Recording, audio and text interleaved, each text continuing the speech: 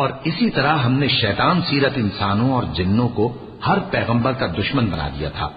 وہ دھوکہ دینے کے لیے ایک دوسرے کے دل میں ملمہ کی ہوئی باتیں ڈالتے رہتے تھے، اور اگر تمہارا پروردگار چاہتا تو وہ ایسا نہ کرتے.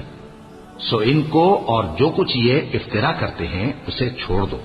اور وہ ایسے کام اس لیے بھی کرتے تھے کہ جو لوگ آخرت پر ایمان نہیں رکھتے ان کے دل ان کی باتوں پر مائل ہوں اور وہ انہیں پسند کریں، اور جو کام وہ کرتے تھے وہی کرنے لگے.